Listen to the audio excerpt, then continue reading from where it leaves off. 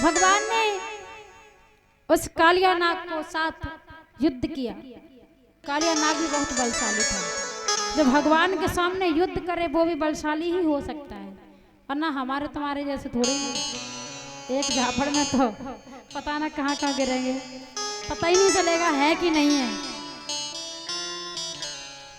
कालिया नाग ने भगवान श्यामचंद्र के साथ जब युद्ध शुभारंभ किया तो लास्ट में भगवान ने कालिया नाग के एक एक गुर्रियों को तोड़ दिया, उसके फन पर चढ़ गए ऊपर। कालिया नाग के फन पर भगवान श्यामचंद्र चढ़ गए और वो असहाय जब हो गया तो भगवान से प्रार्थना करने लगा, प्रभु मुझे छोड़ दो, हमने आपको पहचान नहीं पाया,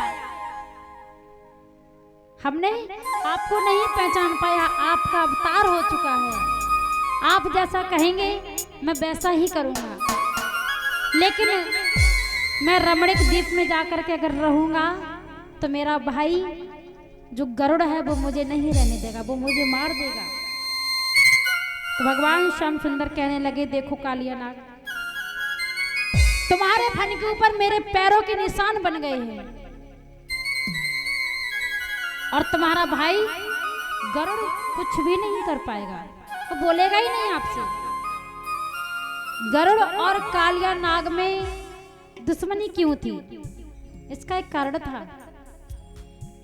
कालिया नाग की जो माँ थी कद्रुका और गरुड़ की जो माँ थी बिनता, दोनों में बहस हो गई। वो सौते सौते थी, दोनों रानियां थी,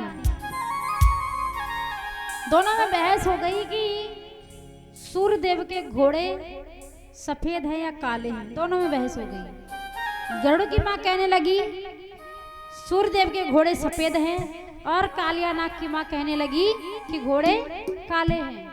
जब ये बात कालिया नाग ने सुनी कि दोनों में बहस हो गई है, जो हारेगी वो तो नौकरानी बनेगी और जो जीतेगी वो पटरानी बनेगी। कालिया नाग ने जब ये बात सुनी तो अपने फुसकार से उसने सूर्यदेव के घोड़ों को काला बना दिया।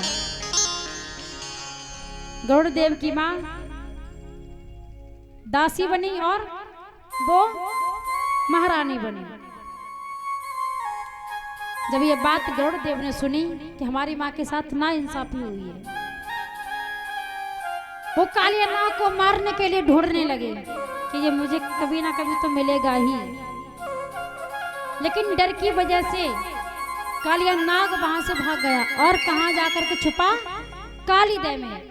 और कालीदह के पास गरुड़ देव नहीं जा सकते थे कभी भी, क्योंकि गरुड़ देव जो थे कालीदह से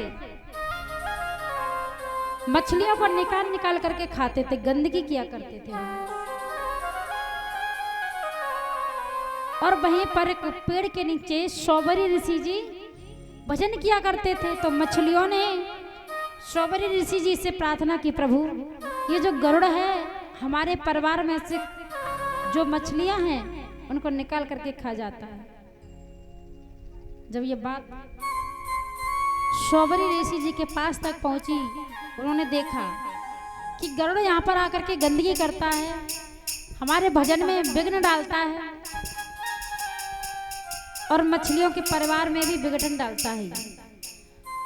गरुड़ को शौबरी ऋषि जी ने श्राप दे दिया, गरुड़ अगर आज के बाद तुम कालीदह के पास नजर आए या इसकी सीमा तक तुम नजर आए तो उसी समय तुम्हारी मृत्यु हो जाएगी। उनको श्राप दे दिया था, इसलिए वो उधर नहीं जाते थे।